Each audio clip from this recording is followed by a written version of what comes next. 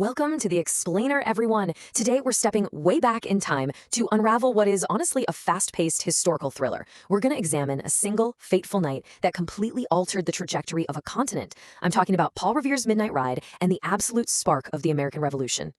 Okay, let's dive right into this. How did a midnight horse ride spark a revolution? Framed like that, it almost sounds like a myth, right? Just a guy on a horse in the dark. But the events we're about to walk through were incredibly real, highly strategic, and undeniably dangerous. Section 1.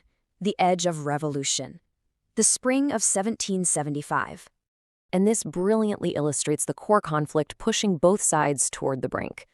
On one side, you've got a British government relentlessly tightening its grip with taxes, laws, and restrictions. And on the other, you've got American colonists who are deeply frustrated and honestly determined to fight for their freedom.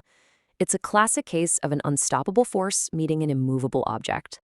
Section 2. The Midnight Ride, an intense April evening. So the crackdown has officially begun. British troops are preparing to march out with a highly specific, dual-purpose mission. They're heading to Lexington and Concord to seize colonial weapons and arrest key Patriot leaders. Knowing the severe danger, Paul Revere mounts his horse and just plunges into the moonlit darkness to warn the countryside. Now, as Revere gallops frantically from village to village, he isn't just waking up random farmers. He's specifically targeting the Minutemen. These were local militia members uniquely trained to be ready to fight at literally a minute's notice. Revere was effectively triggering a massive rapid response network. Notice the amazing, compounding domino effect of this colonial warning system? Revere alerts the local militia. Instantly, families awake, and flickering house lights start illuminating the dark countryside. Church bells start ringing out like a massive, decentralized alarm system, prompting other messengers to saddle up and spread the warning even farther. Basically, Revere was the spark, but the colonists, well, they were the fuel. Section 3. The first shots fired. Lexington Green. Let's move to and see how this builds. Look at how incredibly fast this whole thing escalates. We go from peaking tensions in the spring to the British March and Revere's ride on an April evening. Just hours later, at dawn on April 19th, troops arrive in Lexington.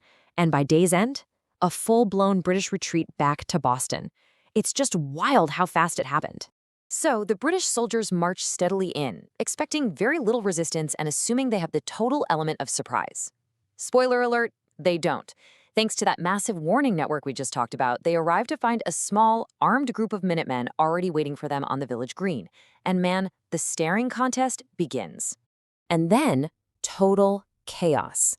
To this day, no one actually knows exactly who fired first, but suddenly, gunfire erupts. This single, mysterious crack of a musket birthed a legendary phrase, the shot heard around the world. It didn't just break the morning's silence, it marked the explosive beginning of a conflict that would literally change human history forever. Section 4. The British Retreat, the chaotic journey back to Boston. Now, what's really interesting about this slide is the complete shift in battlefield strategy. As the British try to retreat to Boston, they face an absolute nightmare. The colonists completely abandon neat, formal military lines. Instead, they use trees for cover, hide behind stone walls, utilize the hillsides, and launch absolutely devastating surprise attacks. It was a complete masterclass in asymmetrical guerrilla tactics. Section 5. One Ride, New Nation. A struggle begins. So the crucial point is this.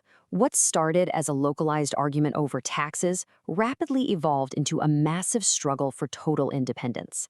And it wasn't just some elite military class driving it. This united ordinary farmers, merchants, craftsmen, and leaders. It was everyday citizens binding together to forge a completely new nation.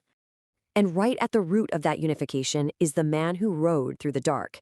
Paul Revere's courage and intense determination during a highly critical moment did way more than just relay a message.